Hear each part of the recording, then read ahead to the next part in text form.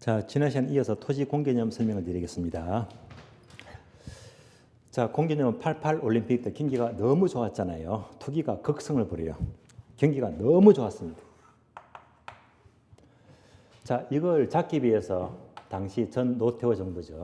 거기서 자, 투기를 확실히 잡기 위해서 뿌리 뽑으려고 토지 공개념을 처음 도입했습니다.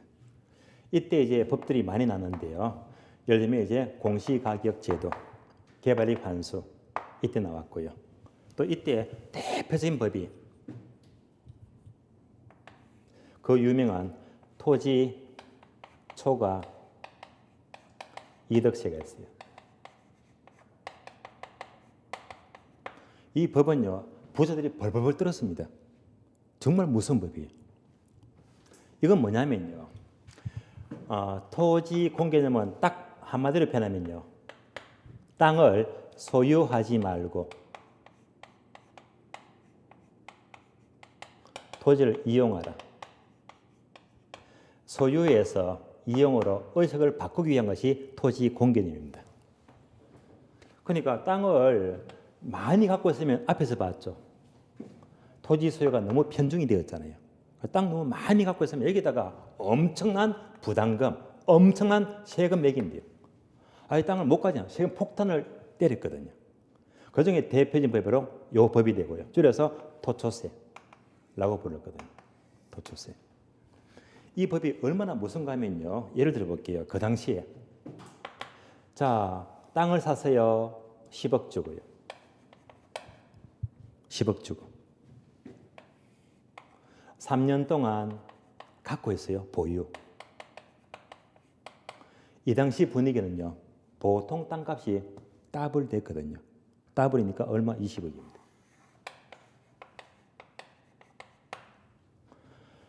10억 주고 사는데 20억이다. 3년 뒤에 얼마 올랐습니까? 10억 올랐죠. 너무 올랐잖아요. 이때 정상적인 지가 상승은요, 정상적인 상승 2억 잡을게요. 정상적으로 2억 올랐다면, 자, 이보다 훨씬 초과하는 부분이 얼마입니까? 8억이죠. 초과하는 부분이 8억입니다. 여기다가 토지세를요, 곱하기 50% 세금 때려버립니다. 세금이 얼마예요? 4억이잖아요. 아무런 반응이 없어요. 세금이 4억이면 아시겠어요? 얼마나 큽니까?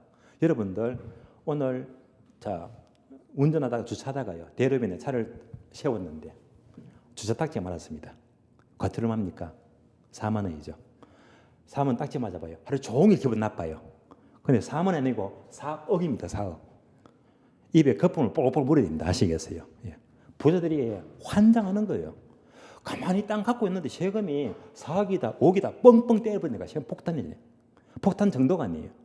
그러니까 땅 가지면요, 시급하는 거예요. 그러니까 땅 팔기 바쁘다 말입니다. 그런 세금으로 토지세가 되었거든요. 아마 1993년도로 기억납니다. 지금부터 15년 전입니다. 그때 서울에요, 롯데 월드부지 있죠. 롯데 월드부지를 가만히 갖고 있는데 세금을요, 토지세를 70억대, 70억입니다. 세금 엄청나잖아요. 가만히 땅 갖고 있는데 70억 세금 내려요. 그래서 롯데 측에서 이거 도저히 인정 못해. 그래서 소송 들어갔잖아요. 서울고법 대법원 올라갑니다. 판결이 안 나요. 어디까지? 헌법재판소 올라갑니다. 그래서 이제 요 세금이 드디어 헌법재판소 올라갔어요. 결국은 헌법 불합치 판정을 받아요.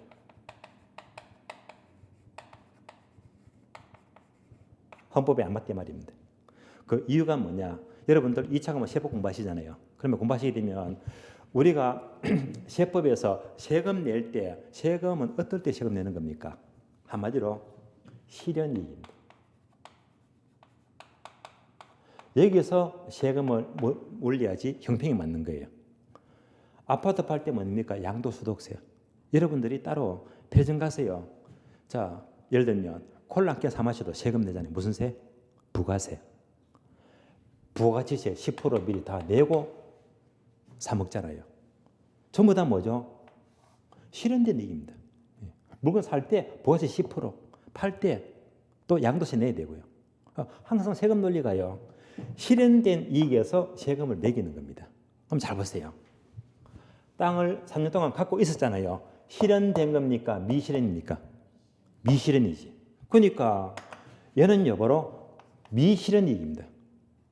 여기다가 세금을 4억을 때리니까 너무 형평이 안 맞단 말입니다. 그래서 이런 관점에서 결국은 헌법에 안 맞다. 헌법 불합치 판정을 받으면서 이 법이 드디어 비틀비틀 흔들흔들거립니다. 자, 그러다가 이제 이때 자 계속 유지하다가요. 97년도 11월 달입니다. 11월 초 드디어 IMF가 터져버렸잖아요. 이때부터 경제가 끝없이 추락합니다. 바닥이 없잖아요. 다 겪어보셨죠? 이때가 뭐죠? 김대중 정부잖아요. 경제가 워낙 어려우니까 이때는요. 경제를 살리려고 풀만한 거 다 풀었잖아요. 전부 다 풀었습니다. 그럼 보세요. 이런 토지 공개념 관리법은요. 밑도 끝도 없이 오르니까 이거 잡으려고 다 규제했잖아요. IMF가 터지면서 계속 빠지니까 이런 법이 실익이 있다 없다? 실익이 없어요. 없으니까 이제 바닥에 계속 빠져버리니까 자동 폐지돼 버립니다. 실익이 없단 말입니다. 그래서 폐지가 된 거예요. 그럼 여기서 뭘 알 수가 있죠? 아, 이렇게 좋을 적에는요. 정부가 뭡니까? 규제합니다. 그러면 이제 경제 이렇게 빠지고 나빠지게 되면 규제를 전부 다 풀어주겠죠? 완화합니다. 좋으면 규제하고 나쁘면 완화하고요. 그래서 목욕탕과 비교하죠. 규제한다 바로 온탕입니다. 냉탕이죠, 그죠? 예. 냉탕이 되고요. 규제를 풀자 완화한다 온탕. 그래서 항상 정책은요. 좋을 때 규제하고 나쁠 때 완화하고요. 이것이 계속 반복되고 있습니다. 이게 정책의 흐름입니다. 그래서 자 원래 현 정부가요 토지 공개념 도입할 뻔했거든요. 만약 도입하게 되면요 이런 문제가 생겨요. 실현되지도 않은 이익에 대해 세금을 왕창 때려버리면요 위헌 소지가 있거든요. 그러니까 헌법을 거쳐야 됩니다. 그런 문제 때문에 아직까지는 못 건드리고 있잖아요. 토지 정책이 있습니다. 이어서 주택 정책입니다. 주택 정책하게 되면 가장 중요한 게요 임대주택 정책입니다. 언제나 출제가 되고 있습니다. 크게 흐름은 세 가지인데요.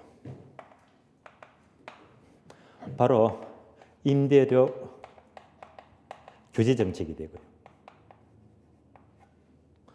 또 서민들에게 임대료를 보조금 지급하자. 임대료 보조금 정책이 있고요. 세 번째는 집 없는 서민들에게 공공임대주택을 지어서 공급하자.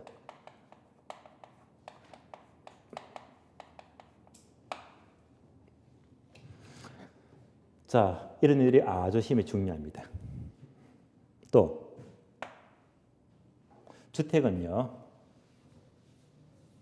불량주택이 있어요.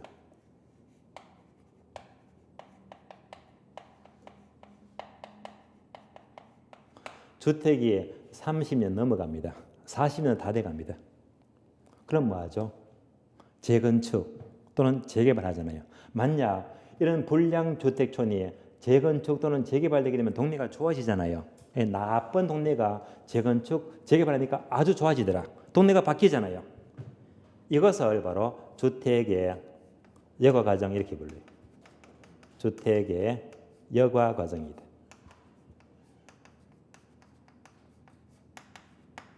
아주 출제가 잘 되고 있습니다. 그래서 불량주택과 관련해서 주로 재개발, 재건축 문제가 돼요.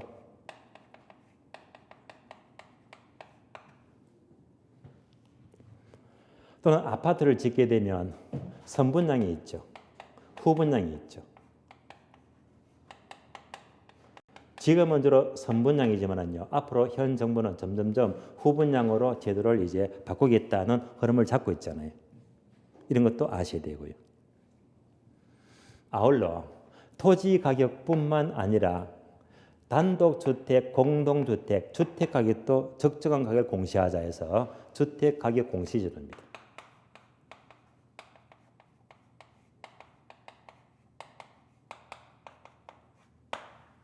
이런 정도를 공부하시면 돼요. 다음에 조세정책입니다. 조세정책은요, 출제가 가장 잘 되는 것이 바로 조세 귀착입니다.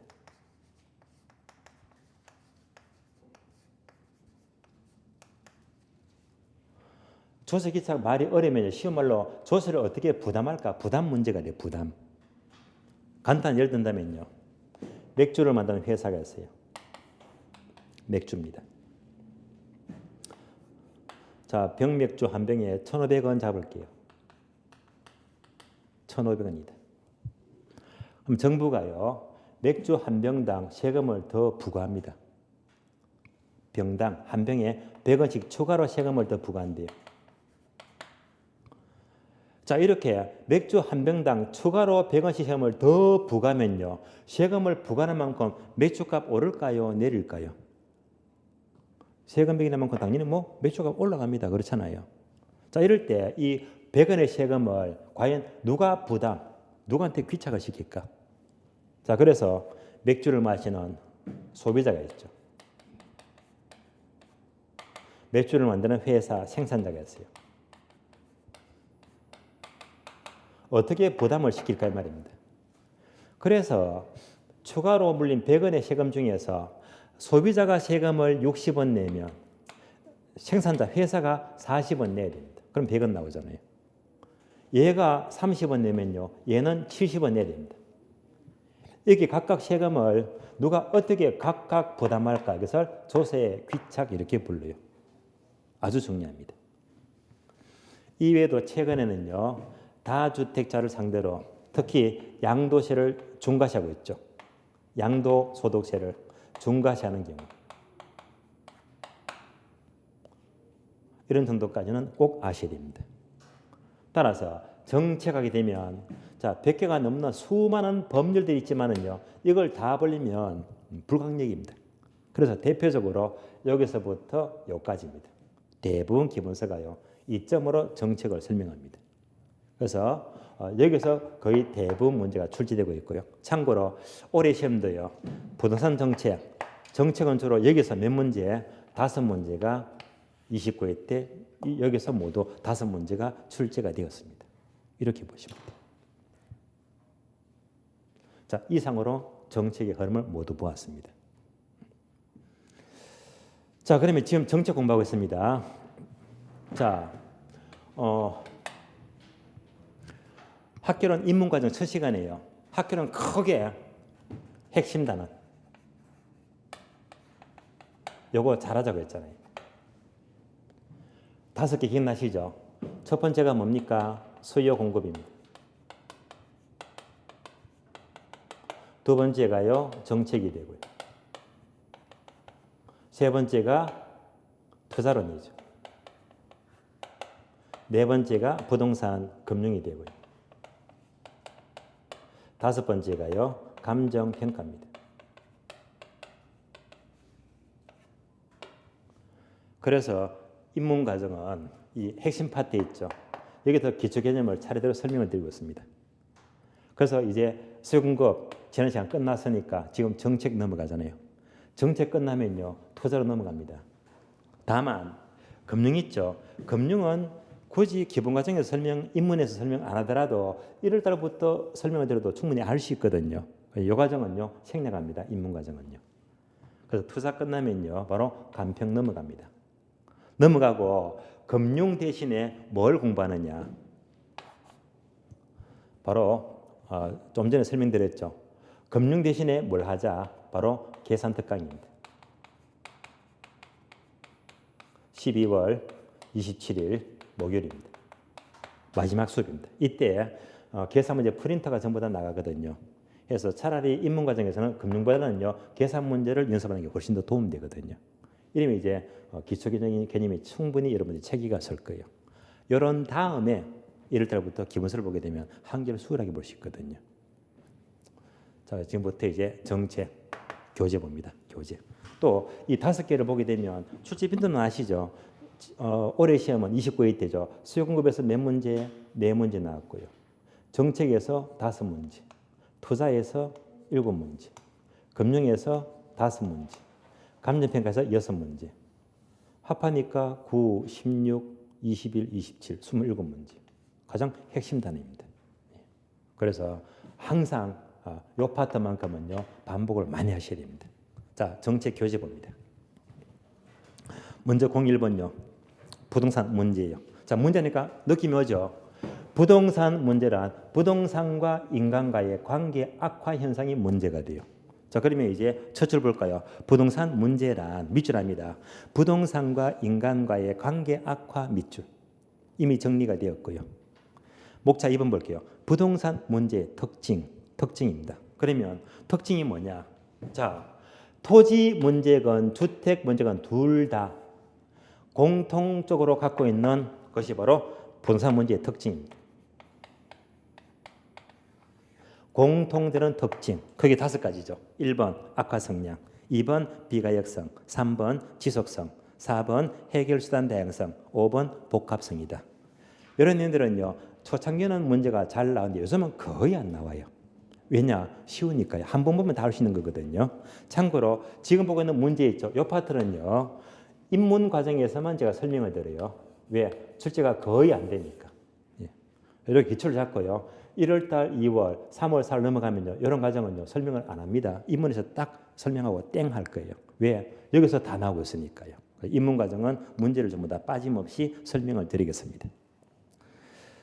자, 먼저 1번 악화 성량은 말 그대로 문제는 점점점 악화된대요. 따라서 첫 줄 보시면 어떤 문제가 발생하면 시간이 흘러갈수록 문제가 점점점 악화되고 나빠진대요.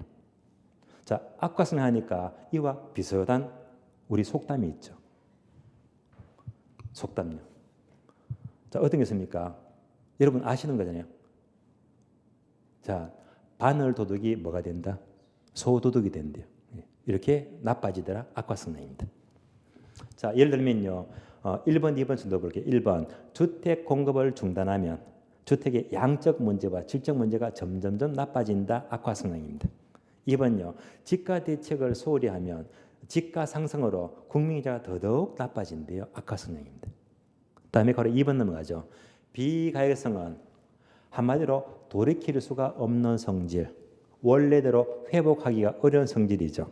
어떤 문제가 한번 악화되면 이를 원래대로 회복하기가 어려운 것이 비가역성입니다. 원래대로 돌아가지 않는 성질이죠. 자, 비가역성이니까 또 이와 비슷한 속담이 있죠. 예를 들면 소 잃고 뭐 고친다? 외양간 고치죠. 이미 잃은 소는 돌아오지가 않습니다. 바로 비가역성입니다. 예컨대 1번 봅니다. 한번 집가가 급등하면 폭등한 집가는 원래대로 잘 다시 내려오지가 않습니다. 2번요. 토지 이용객을 한번 그르치면 이것도 원래대로 회복이 어려워요. 3번 보게 되면 건물을 잘못 신축하면 이것도 철거가 어렵잖아요. 모두가 비가역성입니다. 3번요. 지속성은 시간이 흘러가니까 문제가 계속적으로 지속이 된다. 그래서 지속성은 같은 말로 계속성이죠. 지속성하게 되면 또 비슷한 속담이 있죠. 뭡니까? 3살 버릇 언제까지 간다? 8까지 간대요. 바로 지속성입니다. 따라서 1번 보게 되면 부동산 문제와 관련하여 주택 문제와 관련하여 자, 공급의 양적 문제가 해결된다고 하더라도 여전히 질적 문제가 계속 되더라. 바로 지속성입니다. 자, 4번요. 해결선의 다양성. 5번은 복합성인데요. 5번부터 먼저 볼게요. 자, 복합성하게 되면 화살표 적어줍니다. 법경기 적어주고요. 법경기 들어보셨죠? 법경기는요. 복합 개념을 말해요. 부동산 문제는요. 항상 한 가지 방향이 아니고 법률적으로, 경제적으로 또 기술적으로 아주 복합적으로 문제가 발생이 된대요. 복잡하게 발생이 된대요. 그러니까 이것을 해결하는 게 4번 올라갑니다. 해결서라는 한 가지가 아니고 다양하죠. 따라서 문제를 해결하는데 이용되는 수단은요.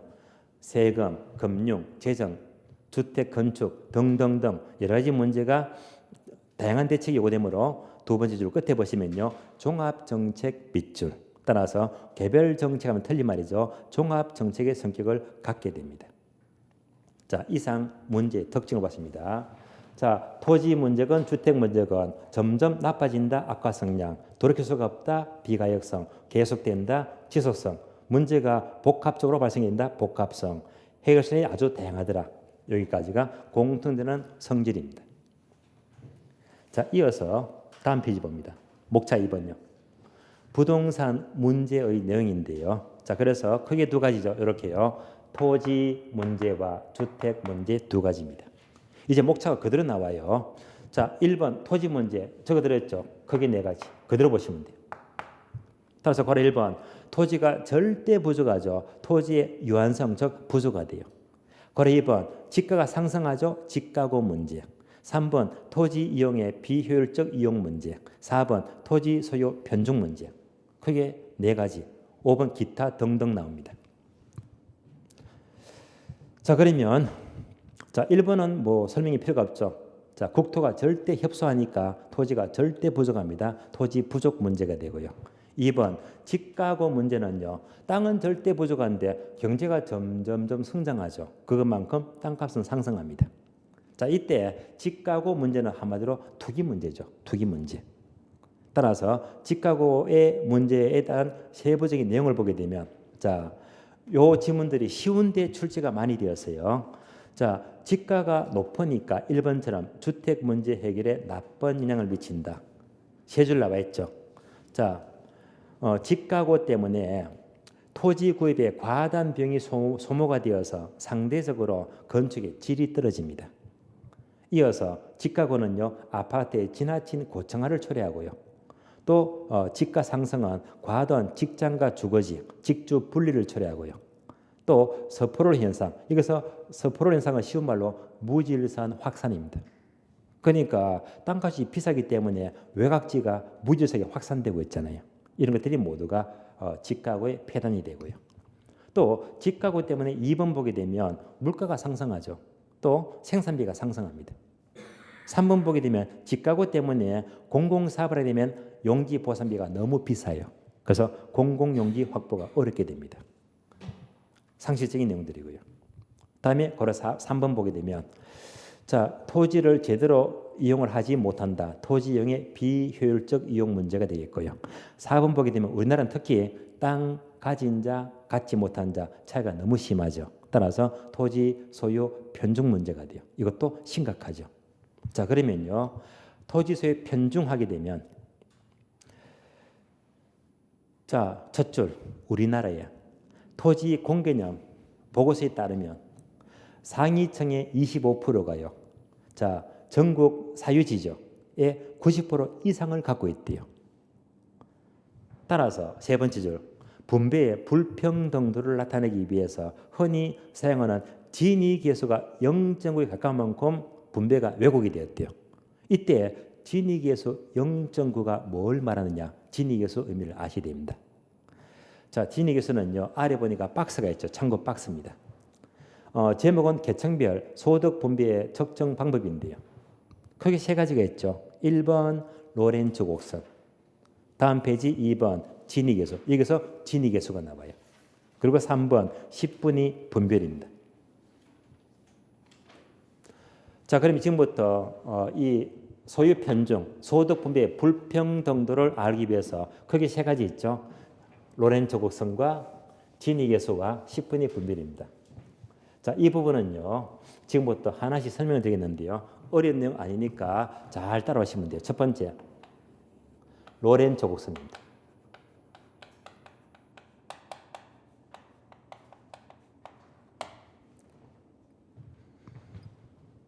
얘는요. 아래 보시면 그림이 있죠. 그림만 이해하시면 돼요. 지금부터 그림 옮겨서 설명을 드리겠습니다. 그림만 따라오세요.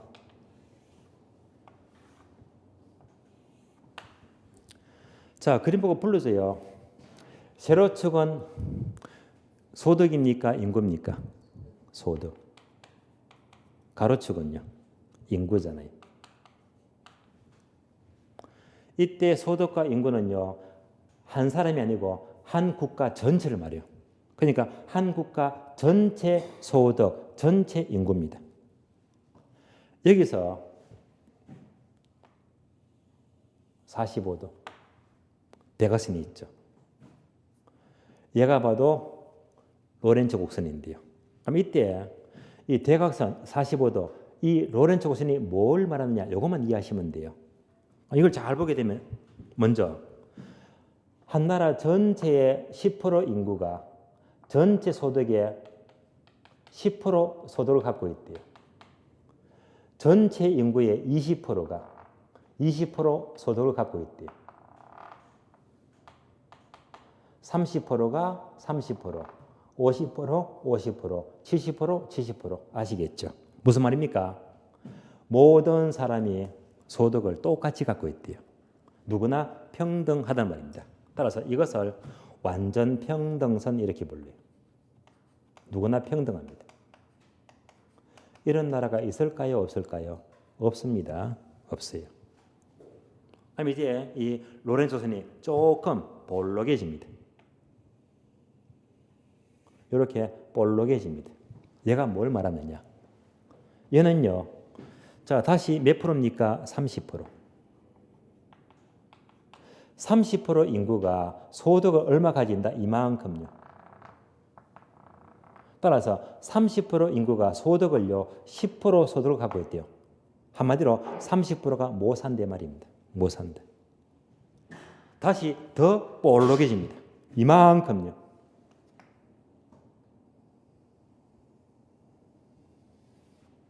얘가 뭘 말할까요? 자, 얘가 몇 프로입니까? 90%. 90% 인구가 겨우 소득을 10% 소득만 갖고 있대요. 10%. 무슨 말이죠? 90%가 10% 소득을 가졌다. 그만큼 90%가 못 산대 말입니다. 결론 나왔습니다. 결론. 로렌츠 곡선이 대각선에서 멀어지면 멀어질수록 평등합니까? 불평등합니까? 불평등하다. 끝. 요거예요. 따라서 멀어질수록 불평등합니다. 만약 로렌츠 곡선이요. 직각입니다. 직각이다. 얘는 뭘 말할까요? 한 사람이 전 국토를 전부 다 독점하고 있대요. 그래서 얘는요. 완전 불평등입니다.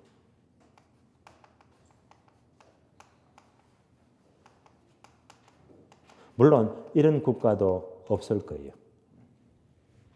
결론 나왔습니다. 로렌츠 곡선은 대각선에서 멀어지면 멀어질수록 불평등하다. 결론 나왔습니다. 대각선에서 멀수록 불평등합니다.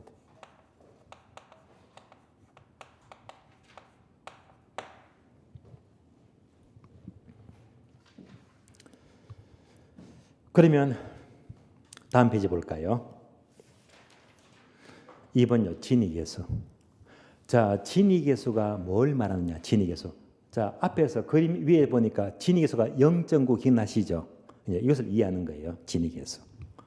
두 번째 진위계수입니다.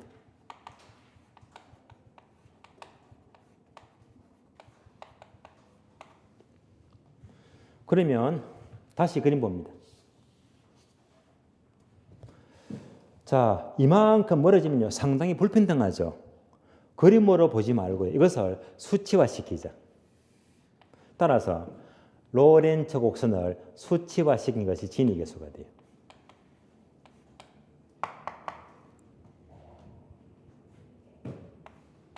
진위계수 진이다. 결론적으로 진위계수는 결론 0보다는 큰 값을 갖게 되고요. 1보다는 작은 값을 갖게 됩니다. 그럼 이때 진위계수가 뭘 말하느냐? 이것부터 이해만 하시면 돼요. 그럼 진위계수는요. 지금 이 노란 로렌츠는요. 상당히 불평등하잖아요. 그럼 이것을 수치화 시켜보자. 수치화. 그러면 그림 잘 따라옵니다. 이렇게 봤을 때 이만큼이 빗금친 거예요. 이것을 알파라고 불러요. 알파. 빗금 안 친 부분이 있죠. 얘가 베타가 돼요. 그래서 로렌츠 곡선, 진위계수는요. 분모가 알파 플러스 베타가 되고요. 분자값이 빗금친 부분 알파가 됩니다. 얘가 진위계수가 돼요. 그러면 다시 요거 합치니까 전체 면적이죠. 삼각형. 그래서 전체 면적이 돼요. 분자는요. 알파니까 빗금친 부만 가르기 빗금친 것. 이만큼 빗금친 겁니다. 얘가 바로 진위계수가 돼요. 이렇게 따져보니까 요 면적이 얼마가 된다? 90%. 얼마가 되죠? 0.9가 돼요. 자, 진위계수가 0.9가 뭔지 아시겠죠? 이만큼이 0.9가 된대요. 결론, 진위계수가 0.9면요. 1에 가깝잖아요. 따라서 진위계수는요. 자, 그 값이 1에 가까울수록 클수록 평등, 불평등. 바로 불평등합니다. 만약 진위계수가 1이 되면 어떻게 됩니까? 1이 되면 전체 면적 가운데 분자로 전체 면적입니다. 그러면 1이 되잖아요. 무슨 말이죠? 한 사람이 땅 전부 다 갖고 있네. 얘가 바로 완전 불평등입니다.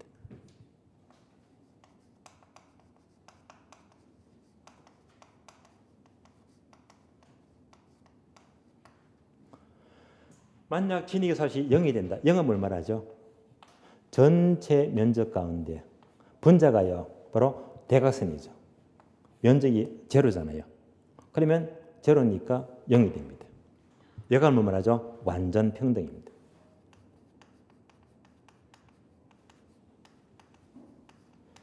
따라서 진위계수는 1에 가까울수록 클수록 불평등, 0에 가까울수록 즉 작을수록 평등합니다.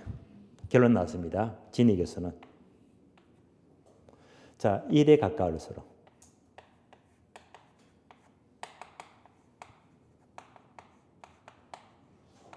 다른 말로 클수록이죠.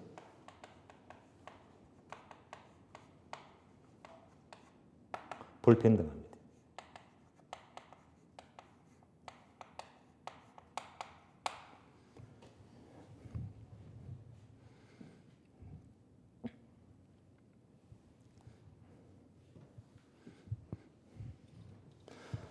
로렌츠 곡선과 진위계수는 같이 움직입니다. 여기까지 공부했고요.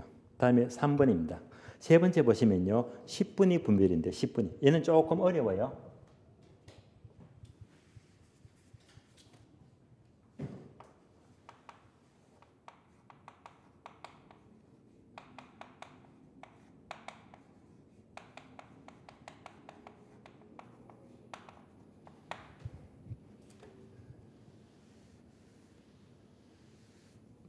자, 10분위 분별은 바로 공식 보시면 돼요. 공식. 공식은요. 암기할 필요 없고 그냥 이만 하시면 돼요. 자, 공식 보고 불러줘요. 분자가 40%입니까? 20%입니까? 분자. 몇 프로요? 40%. 분모는요? 20%. 이렇게 보시면 돼요. 그러면 얘는요. 하위층이죠.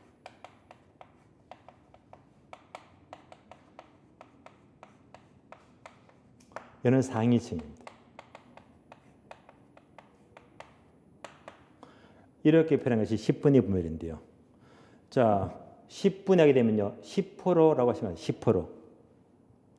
그러면 이제 이해합니다.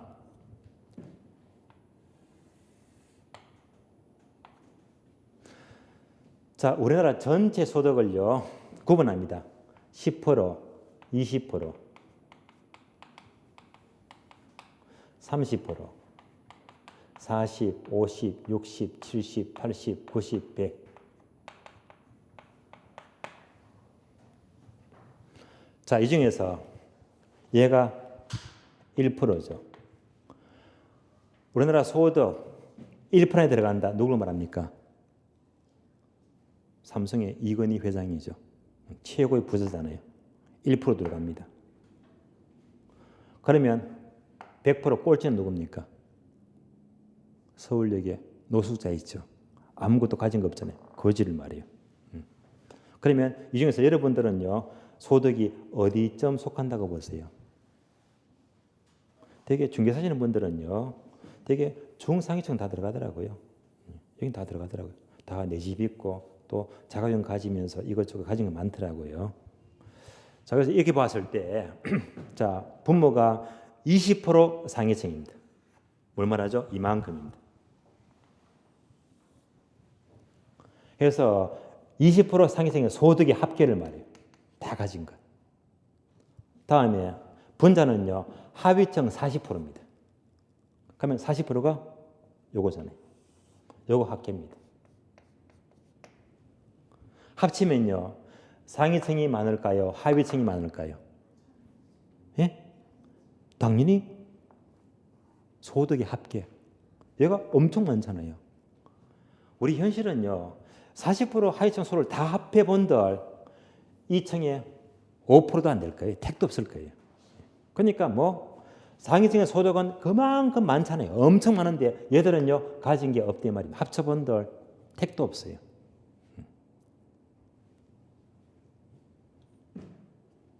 그럼 결론적으로 자, 하위층 소득이 작잖아요. 합쳐본들. 그러면 이것이 작다는 것은요, 그만큼 뭐 하위층이 못 산대 말입니다. 못 산다. 따라서 10분위 분별은요, 이것이 낮을수록 하위층이 소득이 없대 말입니다. 가진 게 없어요. 불평등합니다. 그러면 요거 약분하면요, 2가 되겠네요. 따라서 박스 보게 되면요, 자, 기준은 2가 되고요. 따라서 2보다 크면 평등하고 2보다 작으면 자, 점점 더 불평등합니다. 자, 그래서 얘는 좀 헷갈려요.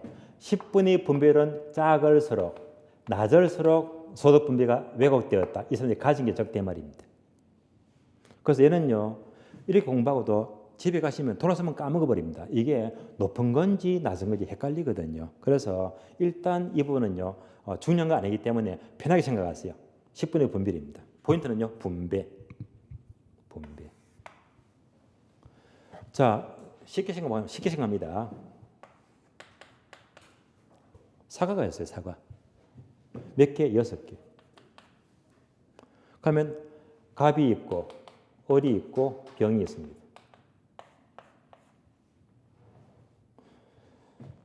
여섯 개 사과를요, 2개, 2개, 2개 주면 가장 공평하잖아요. 그런데 이렇게 안 하고요, 얘한테 사과를 3개 주고 을은 2개 주고 병은 1개 준다. 그러면 병은 기분 좋을까요? 기분 나쁠까요? 기분 나쁘죠. 뭐 때문에 분배가 작으니까. 답이 나네요. 분배가 작으면요, 불평등하다 이 말입니다. 결론적으로 일반적으로 분배는 작을수록 불평등하다라고 보시면 돼요. 쉽게 생각하시면 돼요. 자, 따라서 소득의 불평등도 하게 되면 크게 3가지 있죠. 로렌츠 곡선, 진위계수, 그리고 10분위 분별이다. 확인하고 이제 지나갑니다. 그러면 이제 자, 먼저 로렌츠 곡선은요, 기준은 대각선이다. 여기서 멀수록 평등 불평등, 멀수록 불평등. 로렌츠가 멀다는 것은요, 진위계수가 0에 가까울수록 1에 가까울수록 불평등입니다. 마지막으로 10분위 분배. 분배는요, 작을수록 평등, 불평등, 불평등. 이렇게 결과만 아시면 돼요. 참고로 중요한 건 아니기 때문에 이렇구나라고 이해만 하시면 돼요. 자, 지금 공부하는 이 문제는요, 별로 중요한 게 아니기 때문에 거의 출제가 잘 되지는 않고 있고 이해만 하시면 돼요. 이어서 47페이지 봅니다. 목차 2번요. 주택 문제입니다. 자, 토지 문제 끝났습니다. 이제 주택 문제예요. 주택 문제 크게 2가지죠. 양적 문제와 질적 문제 2가지입니다. 그러면 바로 1번 주택의 특성은요, 상식적인 편이기 때문에 그냥 패스하시고요. 바로 2번입니다. 주택 문제 구분 종류가 나와요. 1번 양적 주택 문제, 다음 페이지 2번 질적 주택 문제가 나옵니다. 먼저 양적 주택 문제는요, 자, 말 그대로 양적으로 주택이 부족하다는 말인데요. 따라서 니은번 내려가세요. 양적 주택 수요가 증가하는 요인, 양적 주택가 필요한 요인을 말해요. 여러 가지가 있죠. 1번 인구, 동그라미 인구. 인구가 증가하니까 양적으로 주택이 필요하단 말입니다. 모두가 쉬운 얘기예요. 2번요. 핵가족화 현상. 특히 가구가 분리되고 요즘 1인 가구 많죠. 그럴수록 양적으로 주택이 필요하다. 수요 증가입니다. 10번요. 기존 주택이 노화되면 주택이 필요하죠. 해서 양적 주택 수요 증가가 되고요. 다음에 네 번째. 공공사비에서 주택이 철거되면 또 주택이 필요합니다. 자, 다섯 번째 잠시 보류하고요. 여섯 번째 보시면 결혼이 증가하고 이혼도 증가하면요. 주택이 필요하죠. 양적 주택 수요 증가연입니다. 그러면 다섯 번째 보시면요. 필요 공가를 나왔죠. 요거 밑줄 아세요. 필요 공가의 증가는 양적 주택 수요 증가연인데요. 이것이 뭘 말하느냐. 필요 공가를 알기 위해서는요. 아래 보시면 박스 있죠. 박스. 필요 공가가 공가 현상입니다. 이것도 과거에 초창기 때 한번 출시된 적이 있거든요. 이해만 하시면 돼요. 어려운 내용은 아닙니다. 박스 보시면 자, 목차 2번 볼게요. 공가 현상. 자, 공가는 빈집을 말하죠. 공가 종류가 네 가지인데요. 1번 마찰적 공가, 2번 의도적 공가, 3번 주택의 방기 현상, 4번 통계적 공가 네 가지입니다. 1번부터 봅니다. 마찰적 공가 현상이죠. 밑줄 아세요? 마찰적 공가 밑줄. 얘가 뭘 말하느냐? 쉬운 말로 이사철. 예를 들어 볼게요. 이사철.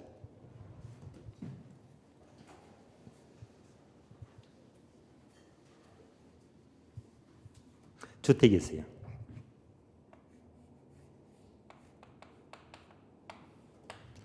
자, 여기서 어떤 사람이 살다가 이사 갑니다. 이사 가요. 이사 가면요. 다른 사람이 이사해서 들어올 때까지는요. 자, 열흘이건 보름이건 일시적으로 빈집이 된다 맞습니까? 이사 가요. 들어와요. 일시적으로 빈집이 된다 맞죠? 얘가 바로 마찰적 공가예요. 마찰적 공가. 그러면 자, 마찰적 공가에다가 이 꼴 적어줄래요? 필요 공가 적어주고. 따라서 자, 앞에서 봤던 필요 공가가요. 마찰적 공가와 똑같은 말입니다. 정리해 볼까요? 이사 갑니다. 이사 들어와요. 잠시 빈집이 돼요. 얘가 뭐 마찰적 공가, 필요 공가. 이사 가니까 꼭 공가가 필요하게 생긴단 말입니다. 필요 공가. 그래서 이때 마찰적 공가, 필요 공가는요. 주로 선진국은요. 3%로 봅니다. 3%. 무슨 말이죠? 100세대 가운데 3%가 이사는 가더니 말입니다. 그러니까 항상 이런 공가는요. 항상 필요하게 생긴다는 말입니다. 만약 이것이 3%에서 5% 증가한다면요. 이사를 많이 간단 말입니다. 따라서 필요공가가 증가하는 만큼 주택이 수요가 증가한다는 말입니다. 여기까지만 보시면 돼요. 자, 이어서 두 번째요. 의도적 공가. 의도적 공가는요. 단어 밑줄 아닙니다. 여가주택 밑줄. 여가주택. 여가주택이죠.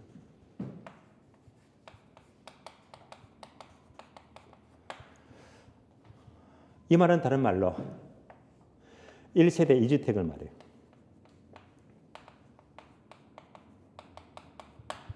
일 세대 2주택이다. 예를 들면 서울에요.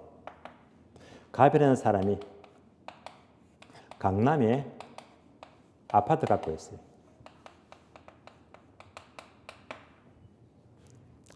그러면 이제 뭐 10억, 20억 넘어갑니다. 잘 살겠네요.